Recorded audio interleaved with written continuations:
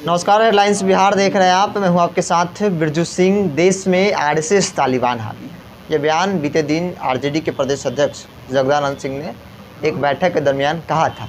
इसको लेकर बिहार की राजनीति में अब कई तरह की बातें कही जाने लगी है। लगातार जेडीयू भारतीय जनता पार्टी अब जगदानंद सिंह पर टीका टिप्पणी करनी शुरू कर दी है।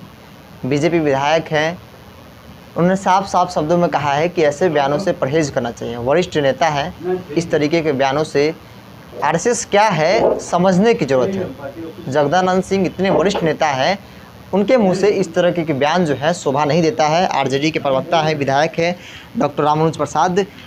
आरएसएस को समझने की ज़रूरत है। आपके नेता, आपके प्रदेश अध्यक्ष ने कहा कि आरएसएस तालिबान है। देखिए, हमारे जो अध्यक्ष जी हैं, जिन विधायक साथी का बयान को आप रिलेट कर रहे हैं, मैं समझता हूँ अध्यक्ष जी की समझ, अनुभव और राजनीतिक ज्ञान ज़्यादा है। आरएसएस को समझना अब नया बात थोड़ी है। वो लोग जिससे रिलेट कर रहे हैं, हम लोग कुछ लिमिटेशन है नहीं बोलेंगे, लेकिन कट्टरता जहाँ है,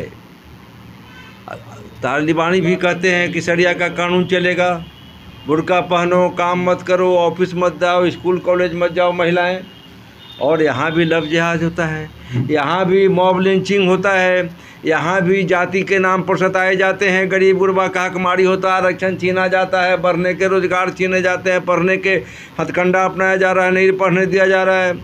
जो तालिबानी का कार्य है वो कहता है शरिया का कानून चलेगा, और आरएसएस कहता है मनु राष्ट्र बनेगा, मनुवादी राष्ट्र, मनु का विधान चलेगा। कोई फ़र्क नहीं है। शब्दों के चुनाव में भरे कुछ या हो, तालिबान शब्द आरएसएस ऐसा चिकनी चुपड़ी लगता हो, लेकिन कारगुजारियों में, उनके चरित्र में मैं तो समझता हूँ कि उससे भी ज़्यादा खतरनाक है। ये दुमुहा है, और दुमुहा हमेशा एक मुँह से ख़राब होता है। मैं तो तालिबानी को एक मुँहा समझ रहा हूँ, खुल्लम खुला जो कहता है, करता है, लड़ता है। लेकिन यहाँ मॉब लिंचिंग होता है, यहाँ कहता है बोलो जय श्री राम, मारते रहता है, 7 वर्ष की बच्ची चिल्लाती रहती है। यहाँ किसी, लेकिन कहीं पे निगाहें, कहीं पे निशाना हो, तो कहीं एक ही जगह निशाना लगाता है।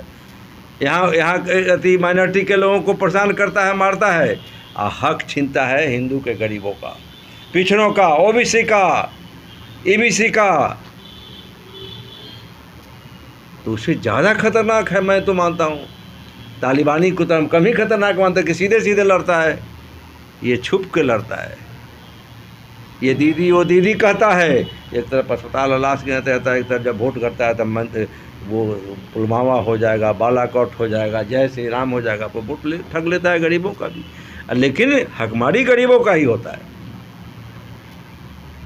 एक दूसरा सवाल है, रोज़गार के नाम पर सभी पार्टियों ने चुनाव लड़ी, सबको जितना मिला, आप लोग बेहतर रहे उसमें। रोज़गार के नाम पर युवाओं को फोकस किया। अब युवाओं को लेकर ट्वीट तेजस्वी यादव करते हैं, विपक्षी खेमा, सभी लोग, बड़े से बड़े नेता कहते हैं कि जानकारी उपलब्ध कीजिए, करवाइए लोगों को कि कितना रोज़गार गया। जो डेटा ट्वीट करते हैं, कहाँ से करते हैं? ऐसे ही ट्वीट कर देने से कुछ नहीं होता है। नहीं, उसमें ये गाल बजाना उनका। तेजस्वी यादव जिस पद पे बैठे हैं, उस पद के अनुरूप उनके बयान हैं, उनके काम हैं। विपक्ष का काम ही है सरकार के जो फेल्योर्स हों उसको उजागर करना, सरकार का जो anti state, anti nation, anti people जो वर्क्स हों, उनकी कारगुजारी हो या उनके फेल्योर्स हों। तो जब रोज़गार पर, आप ही ने कहा कि रोज़गार पे चुनाव लड़े गए, हम लोगों ने एजेंडा फिक्स कर दिया, उस पर भागते रहे। पहले तो कहते रहे कहाँ से पैसे आएंगे, बाद में कहे 10 लाख कर रहे हैं हम, तो 20 लाख देंगे, 19 लाख देंगे। तो जुमलेबाजी होती रही। तो अब वो हो रहा है कि नहीं, मिल रहा है कि नहीं? नौजवान आत्महत्या करना बंद कर दिए, नौजवानों को ये मिल रहा है। हमारे जो एक पद के लिए निकलता है 8 गो, उन सफाई मजदूर भी नहीं, वो शब्द बोलना थोड़ा ही लगता है, लेकिन वो डूम जो काम करता है पोस्टमार्टम हाउस में, उसमें 8 के रिक्तियाँ आई थी। 8 रिक्तियों के अगेंस्ट जो एप्लीकेशन आए 24,000, और उसमें 768 इंजीनियरिंग ग्रेजुएट, पोस्ट ग्रेजुएट थी मैनेजमेंट ग्रेजुएट, तो ये क्या है बेरोजगारी का आलम। रोज इनका जीडीपी बढ़ रहा है, तो शॉर्ट में बोल रहे हैं जीडीपी, गैस डीजल पेट्रोल सारी चीज़ महंगाई उसी तरह से, कड़वा तेल दूसरे सारी जगह अगर है बेरोजगारी है, बेकारी है। कभी कह देगा पकौड़ा बेचो, पकौड़ा बेचने के लिए कहाँ से भी तेल आएगा, कहाँ से ईंधन आएगा। गैस रोज आप अथी का ये गैस सिलेंडर का दाम बढ़ा रहे हो, तो देश को चारों खाने लूट रहा है। और मैं समझता हूँ कि राज्य में भी ये सुशासन बाबू जो डबल इंजन की सरकार चला रहे हैं, ये सरकार बचाने में ही दिन रात मशक्क़त कर रहे हैं। सरकार बचाने में ही, ठीक है, तो सरकार बचाने में ही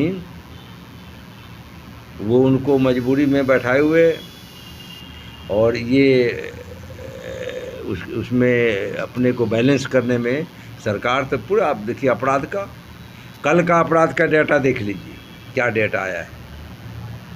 रोज जो हत्या बलात्कार, ये हमारे क्षेत्र में कल एक महिला, एक बच्ची 14-15 साल की, एक अमृत साहू की बेटी को वो रेप करके मर्डर करके रोड पर फेंक दिया।